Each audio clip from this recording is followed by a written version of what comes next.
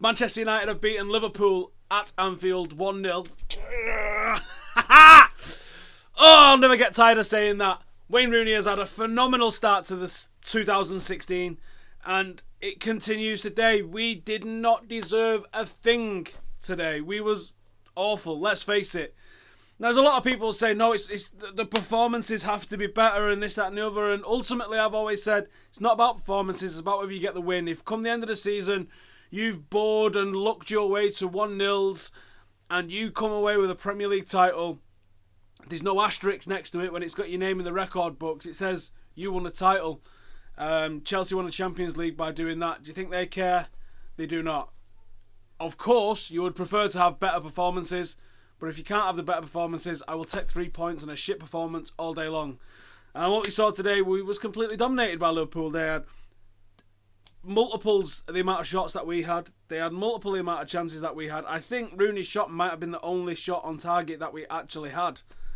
All is not right in Manchester United world, but we've won again. And now we move within one win of being back in the top 4, which is where we belong. Which after the month of December that we had, has got to be a positive, surely. We should be well adrift, which just shows how open and how unpredictable the Premier League is this season. Liverpool now sit more points away from top spot than they do from relegation. The Jurgen Klopp myth, has it been busted? I don't think so. I think the press are still all over him enough to give him the time that he definitely needs at Liverpool. But from a United point of view, that performance was just shocking. I thought about halfway through the second half, I was thinking, Martial looks dangerous. He looks like he's trying to grab hold of the game and do something himself. His runs at people were being pretty effective. He just wasn't getting quite close enough to goal. He was being crowded out every time he got it. They clearly recognised the threat that he had. I thought Herrera played well. Now, he didn't actually create too much. He didn't give the ball away a great deal. I think he might have had 3 or 4 misplaced passes. The passes that he did have were good.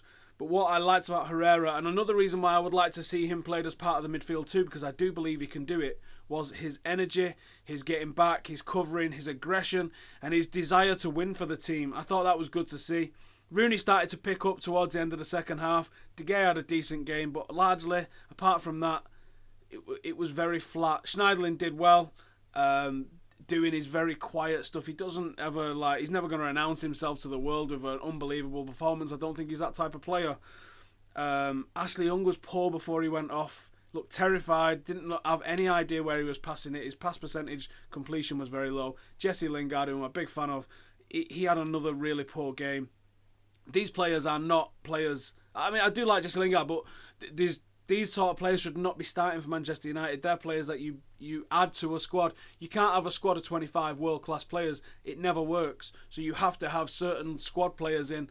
And unfortunately, we've got too many squad players playing as first-team, first-choice players. The main culprit for that being Marouane Fellaini, who some people think it's justified in leaving him on because he won a header, which led to Rooney's goal, but it's not like he intended to do that, is it? He didn't intend to head it onto the bar so Rooney would get an assist. No, he headed it at the goal and missed again. He's offered absolutely nothing. The little montage that somebody made about him in the Newcastle game was laughably bad.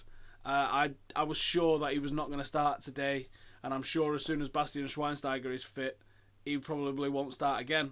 I would love to see Ander Herrera given the shot to play as a 6 or an 8, probably an 8, and Mata brought into play behind Rooney, where he's clearly favouring Rooney up front. But I'd even like Rooney to be played in the number 10 and Martial to be played up front.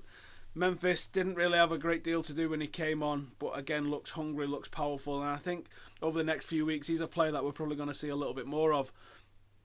Luke Shaw is getting back to fitness, so if we can just put something together these next few weeks, Southampton is a big game at home. If we can put another win in there, then we could be back in the top 4 by weekend.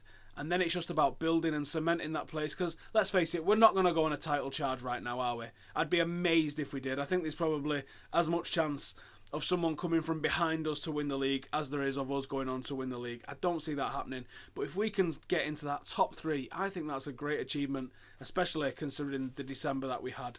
Apart from that, let's look forward and hope that we can add someone to the squad in January. It doesn't look like we are doing, but let's hope that we can.